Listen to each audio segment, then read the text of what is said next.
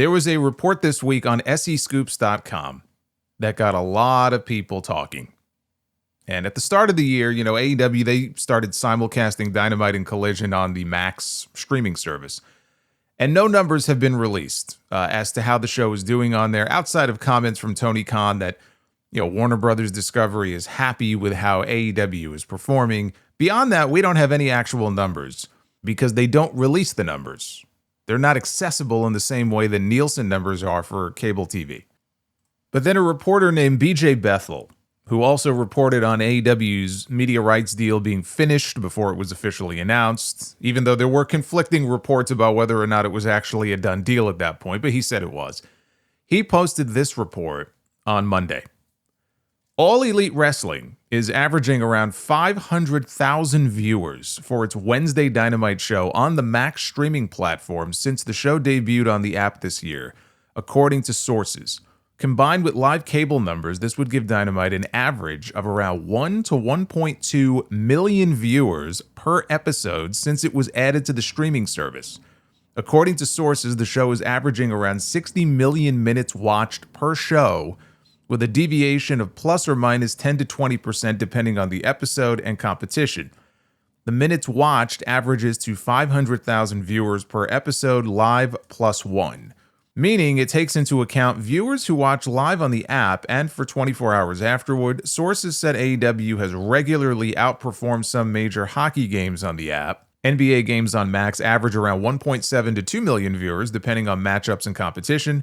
While AEW's success on streaming has been noted by the Warner Brothers Discovery executives, the numbers are far from top streaming programs like Daredevil Born Again and Agatha All Along, which brings in numbers from 7 to 10 million per episode. A source who corroborated the numbers said he expected AEW to face stronger competition through the spring, with the Andor Star Wars series resuming in April and WWE entering WrestleMania season. Many of the top execs don't know the overall numbers, the source said. Whether it's total minutes watched, viewers who have watched the total show, they can make correlations, but what streamers look for is quite different from cable or OTA, where numbers are there to satisfy advertisers.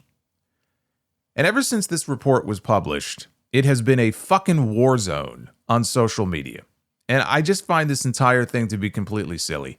Once they began simulcasting on Max, all the ratings discourse around AEW became completely irrelevant, which is why I don't even talk about the weekly numbers anymore. Because there is no longer an accurate way to know for sure how many people are watching these shows week to week. And I'm one of those Max viewers, by the way. I watch Dynamite on Max every week because I just like it better, and I don't get a lot of the usual commercials. I actually think the audio and video quality is better.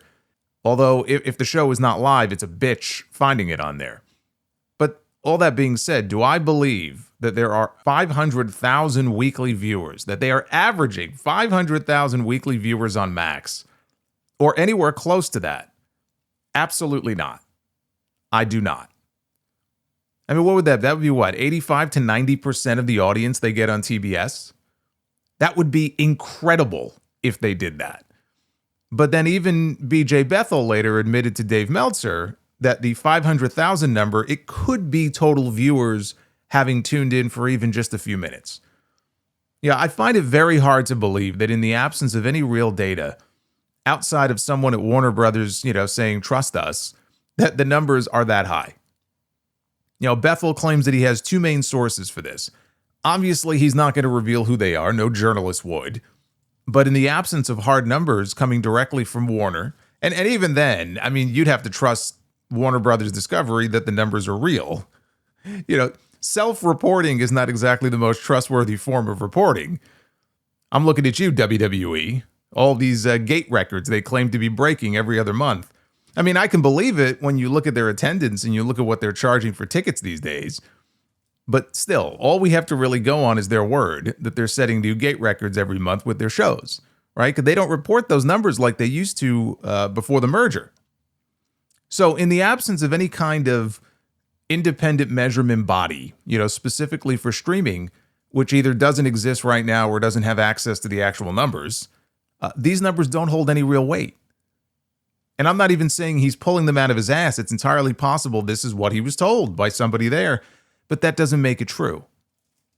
Brandon Thurston of WrestleNomics, he actually got an on-the-record comment, quote-unquote comment here from Warner Brothers Discovery, which was not much of one, but they said they can't comment on any actual viewership information for Max, but that Max has never released that information either on or off the record. When it was just the Nielsen numbers, the numbers would be reported for all the world to see. With streaming numbers, you see what they want you to see, if you see anything at all.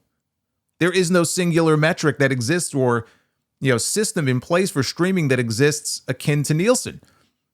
It's very hard to get streaming numbers or know that, how they're even calculating the numbers that they do share. They may share them for sporting events like, NFL games or for some of their biggest shows. They put out numbers for the Penguin when it first came out, but those were cross-platform numbers, including HBO and Max. I don't think they broke it out by Max only. If Warner Brothers Discovery wanted to do the same thing for AEW, there's nothing stopping them. They could put out cross-platform numbers, but they choose not to do so.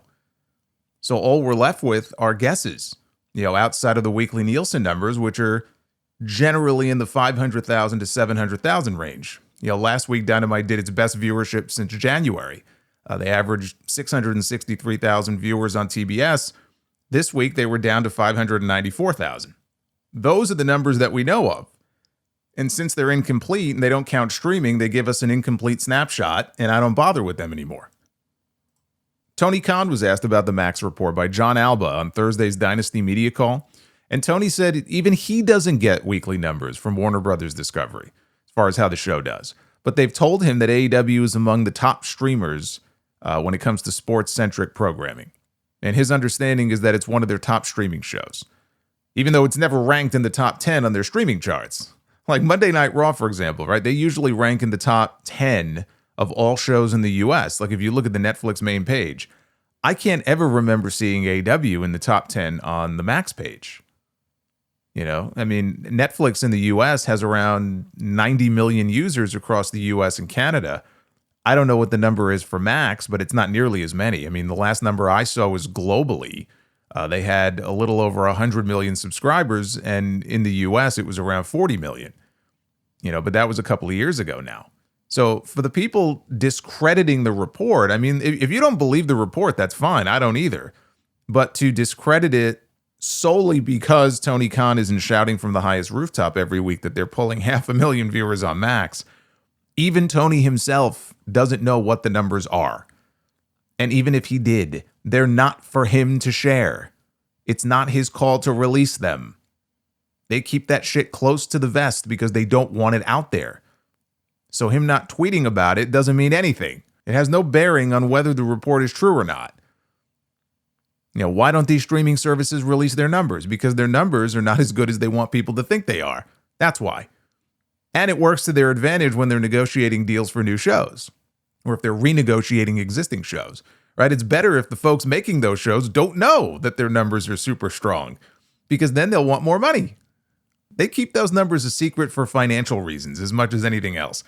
I know that was a big sticking point during the writer's strike a couple of years ago. They advocated for greater transparency with streaming numbers. And clearly that hasn't changed much since then. And it really should. But in the end, the only thing that really matters is whether Warner Brothers Discovery is happy with how AEW is performing. And clearly they are. So for everyone getting hung up on the specific numbers, you're just wasting oxygen. There are signs of life when it comes to their attendance, but not so much that, you could reasonably read that report and think to yourself, yeah, I can believe that. Look at their attendance numbers. They're up across the board. They're not. But they do good numbers for their pay-per-views. It looks like they're headed for around 7,000 tonight in Philly, which is more than they did for last year's show in a building of a similar size. Revolution last month had over 11,000 fans in the building, which actually makes it the second highest attended Revolution they've ever done, only behind Sting's retirement match last year. I'd like to see them doing better for their Texas show. They've only got 12,000 tickets out for the stadium in Arlington, but they still have 3 months to go, and not a single match has been announced yet. So they'll get there. I think they're a lock for at least 20K for that show. But the weekly attendance figures, they're not what they used to be. They're still running out of smaller venues. And if there were 500,000 more people watching that show every single week, it's not unreasonable to expect that you would see that reflected in their attendance, and you're really not seeing that.